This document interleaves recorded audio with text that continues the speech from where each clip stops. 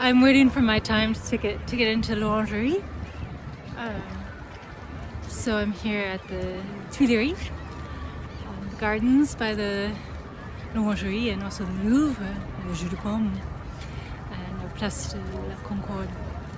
And I guess another real big reason why I love coming here, especially Paris, is I speak French here, and I love just walking outside and even just hearing people speaking French, and I love reading it in the museums, and I love trying to speak it myself. And I suppose I should give you more of their view, because if I just turn a little bit too, you'll be able to see the Eiffel Tower in the distance. There she is.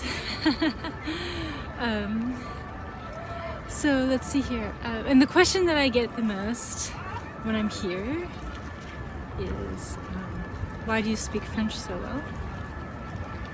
And the answer is, of course, many things.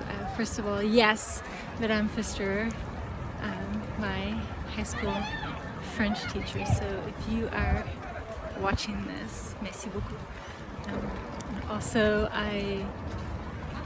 when I was in high school, went to immersion programs up in the north of Minnesota, and many years as just a villageois called Lac du Bois. So Charlotte, if you're watching this, merci beaucoup.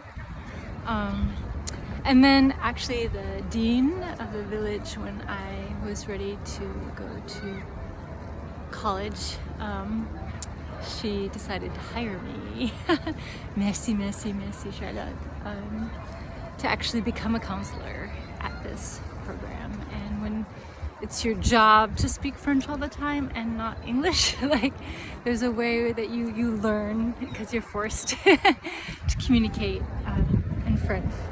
So my conversational French is pretty solid. I can get around and make myself understood, even if I don't have quite the range of vocabulary that I have in English.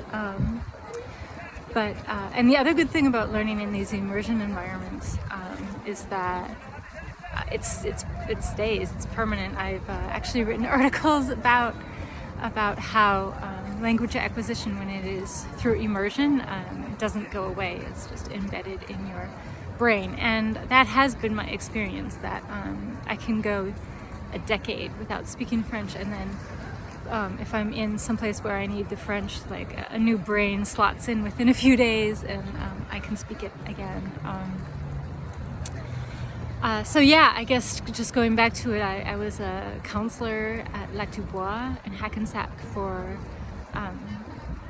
3 years, probably 4 years, and then each summer going back, and then I spent 10 years not speaking any French, not going back, and working on my career, being in Washington and all that.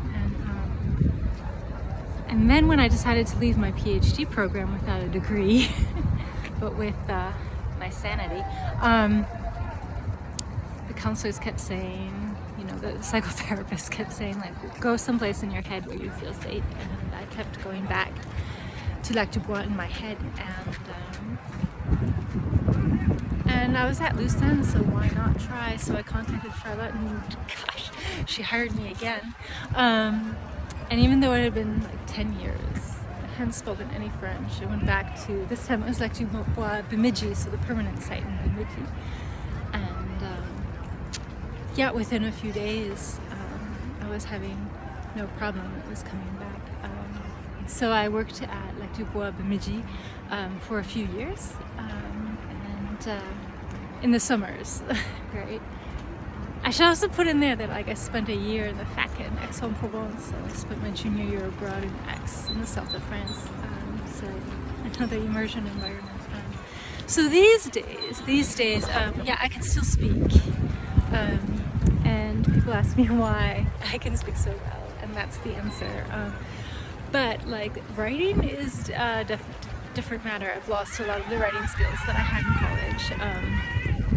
Just haven't really had the chance to practice, or the need, and it's really the need builds the skill, right? So, but I do just love being in France and hearing the French language. And so thank you for listening to my story. Au revoir, à la prochaine.